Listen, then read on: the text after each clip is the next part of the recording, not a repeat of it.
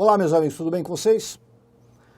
Pessoal, nós hoje vamos falar de um assunto que não é exatamente um assunto muito novo e desconhecido, é um assunto já bastante debatido de forma ampla, mas os detalhes eventualmente são importantes. A gente vai falar da navegação privada, que para começo de conversa não é o modelo padrão de navegação. No modelo de navegação padrão, todas as ações que nós desenvolvemos durante a nossa navegação, essas informações ou essas ações são registradas.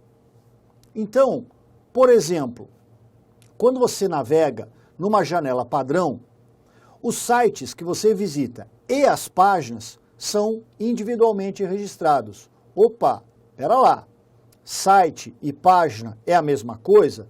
Não. Então eu entro num site, noticias.com.br, este é o site. E lá eu clico num link, economia. Aí eu vou para a página de economia do site lá de notícias. Então o endereço lá em cima fica provavelmente alguma coisa como noticias.com.br/economia. Aí em economia, na página de economia, eu clico numa determinada matéria, clico numa determinada reportagem para poder ler essa reportagem. Este novo elemento, essa nova página acessada é também registrada. Então, o registro é feito de cada página visitada. Outra coisa, formulários. Para nos auxiliar, o padrão é que o computador e o seu navegador, ele registre as entradas de dados nos formulários. Para que, evidentemente, num outro momento, num futuro, quando você for utilizar aquela determinada informação, aquela determinada entrada, você tenha uma facilidade. Então você uma vez abriu o seu navegador, entrou num site qualquer onde um formulário era de preenchimento obrigatório. Preencheu lá os campos nome, tal, endereço, telefone, CPF, e-mail e assim vai. Não precisa ir muito longe, não é, pessoal? Provavelmente, quando você acessa a página de uma rede social como o Facebook no navegador, quando você, pela primeira vez, acessou, o seu navegador provavelmente te perguntou se você gostaria de salvar a senha de acesso. Então, claro, diz o capítulo segurança que você nunca salva senha de acesso, porque alguém que acesse essa máquina indevidamente terá acesso imediato à sua conta, às informações, etc, etc, etc. Então você disse que não. Mesmo assim, embora ele não registre a senha, num próximo momento, num próximo evento, quando você novamente for acessar a informação, então você vai lá para o campo login, coloca o teu e-mail, não precisa colocá-lo possivelmente, provavelmente até, por extenso, inteiramente. Você começa a digitar e ele já aparece. Esse é o tal do autocompletar e etc e tal. O que é a navegação privada? A navegação privada, ela tem duas formas de análise. Então vamos primeiro imaginar na máquina do usuário. A vantagem de nós utilizarmos a navegação privada é que os dados de navegação não são armazenados. Então, vejam vocês,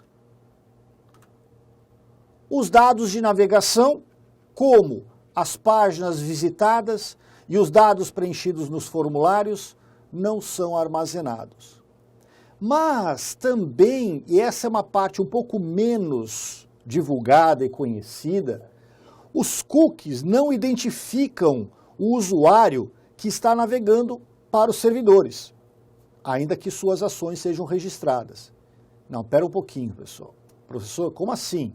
Não identifica o usuário lá para o servidor, quer dizer, o servidor não vai saber quem é o usuário. O usuário é privado, beleza, mas as ações são registradas? Ora, então lembrem-se, quando nós navegamos pela internet, normalmente, certos sites, quando acessados, eles injetam na máquina do cliente, da pessoa que está lá visitando o site, o chamado cookie. Um arquivo de texto que registra a passagem do usuário pelo site e as ações devidas.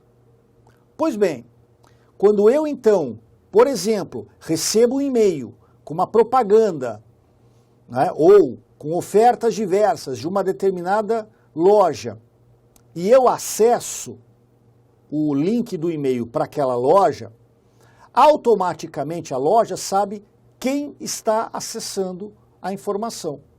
E o cookie injetado na minha máquina, eu, o cliente dessa situação, vai registrar o que eu faço. Então a loja sabe quem é e o que está fazendo. Por isso aquela história, sempre muito comentada, de que você recebe, por coincidência, e-mails com ofertas vinculadas a pesquisas de preço que você fez recentemente. Puxa, olha só, estava vendo o preço de televisão, agora sei lá que coincidência maluca é essa, eu não paro de receber e-mail com eletrônicos, principalmente televisões e ofertas. Noite da televisão, manhã da televisão, tarde da televisão, fim de semana da televisão, né? Black segunda-feira, Black terça-feira, todo dia agora, da televisão. Não, não é coincidência. Então, o que eu poderia fazer? Se eu quero ver as ofertas daquela loja, por exemplo, mas eu sei que ela vai injetar o cookie no meu computador e se eu bloquear não abro mais a página, aquela coisa toda, o que eu posso fazer? Abrir um link anônimo, um link privado. Então, é como se, o meu exemplo é terrível, é como se antes de entrar virtualmente naquela loja, eu colocasse uma máscara e eu então entrasse na loja. As câmeras de segurança ali da loja continuarão me filmando, continuarão vendo que alguém, não se sabe quem, entrou aqui no site e deu uma olhada no preço das televisões. Ok. Então essa loja ela consegue uma informação. Um cliente está interessado em televisões. Depois entra outro, fala, poxa, que o mercado de televisões está... É época de Copa do Mundo, todo mundo queria comprar uma televisão um pouco melhor para assistir os jogos, é natural, né? Durante as Olimpíadas esse fenômeno pode vir a se repetir. Então as lojas começam a entender que aquela área está sendo muito visitada, ela começa a agir promocionalmente em relação aos produtos daquele setor. Mas ela não sabe a quem direcionar a venda, né, ou a oferta.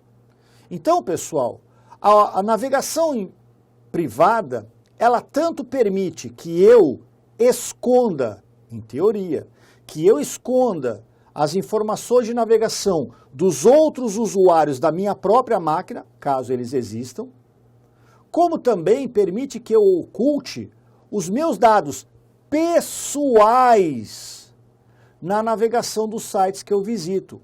Muito embora eu não possa esconder o que eu faço lá dentro, mas pelo menos escondo quem sou. Um detalhe, meus amigos, é que os 3 navegadores mais famosos aí do mercado usam nomenclaturas um pouco diferentes para a mesma ação. A bem da verdade, o Internet Explorer e o Mozilla Firefox utilizam praticamente a mesma frase ou o mesmo termo, né?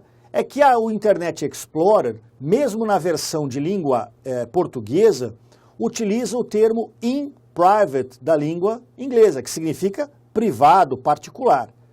E o Mozilla Firefox já traduziu. Enquanto isso, o Google Chrome chama essa atitude de navegação em modo anônimo. Mas, pessoal, muda o nome, não muda a execução, não mudam as características deste modelo de navegação. Tá legal? Para navegar em modo privado, o princípio é sempre o mesmo.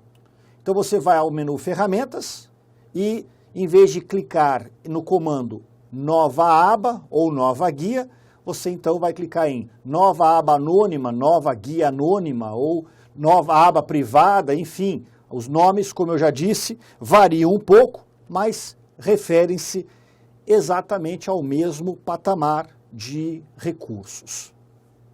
Há, porém, um detalhe: quem navega em modo anônimo ou privado, normalmente já viu que quando ativa uma janela ou guia em modo privado, o que acontece?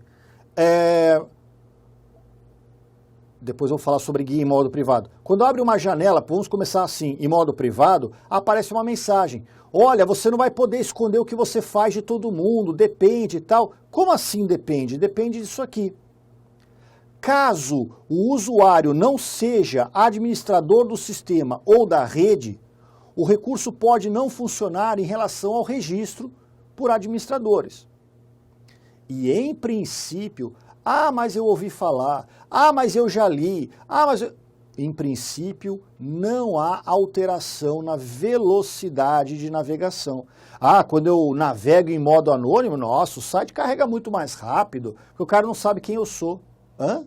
Ele não sabe quem eu sou e carrega mais rápido? É estranho isso. Quer dizer que se eu entrasse numa loja sem a máscara ou com a máscara para pagar uma compra em dinheiro, porque a compra em dinheiro garante, entre aspas, o meu anonimato, né? Usando luvas para que impressões digitais... o exemplo vai ficando cada vez pior, mas é a teoria. Quer dizer que se eu entrar com a máscara, eu serei mais rapidamente atendido, ou passarei mais rápido no caixa, por exemplo, para pagar o produto e levá-lo do que se eu entrar sem a máscara? Por quê? Porque eles têm medo que eu sou mascarado? Vão logo atender esse cara para ver se ele vai embora? Não, isso não é uma eficaz situação. Pode ocorrer por vários critérios particulares num site ou no outro? Pode, mas não é porque pode ocorrer por critérios particulares, como sempre, que nós vamos pegar a informação e vamos trabalhar com a informação de maneira ampla, tá? Portanto, não há alteração na velocidade de navegação. E é o que a gente sempre diz, pessoal, sobre essa história aí do administrador, da pessoa que chega numa empresa e, sabendo que a empresa tem lá suas regras, algumas proibições leves, ou seja, a empresa não diz assim para o funcionário, olha, não pode acessar Facebook aqui. A empresa não tem essa postura, mas a empresa tem uma espécie de uma cartilha que ela publicou na rede. E essa cartilha diz assim, redes sociais como LinkedIn, Facebook. Já pensou o cara na empresa usando o LinkedIn para procurar emprego em outra empresa, né? Facebook, Instagram, Twitter e outras, né? Devem ser usadas parcimoniosamente. Não esqueça que o seu objetivo aqui é trabalhar, né? Para de ficar batendo papo em horário de trabalho e tal. Mas se você vai lá de vez em quando, dá uma olhadinha, até menciona alguma coisa no inbox e tal, a empresa não liga. Então você hoje já ficou 1 hora de manhã direto conectado no Facebook, já está preocupado que alguém lá na sua empresa já está de olho em você, mas você está muito curioso para ver o comentário das outras pessoas, né? Será que vai sair o gabarito hoje? Será que o gabarito sai semana que vem? Será que eu passei? Será que a nota de corte é essa? Será que não é? Você está louco para entrar lá na discussão e ver o que o pessoal está postando. Então o que você faz? Comete um erro. O erro é acreditar que tudo será anônimo só porque você assim imagina. Então você abre uma janela anônima ou privada e navega lá mais 1 hora pelo Face. Aí o seu chefe chega para você e fala assim, poxa, olha, cuidado, sabe, não é legal ficar tanto tempo no Face. Chefe, eu fiquei 1 horinha só de manhã, até exagerei um pouco, admito, mas depois o resto... Não, agora à tarde você ficou mais 1 hora. Não, imagina e tal, você tenta negar, não adianta. Por quê? Você não é o controlador daquela rede, você não é o administrador daquela rede.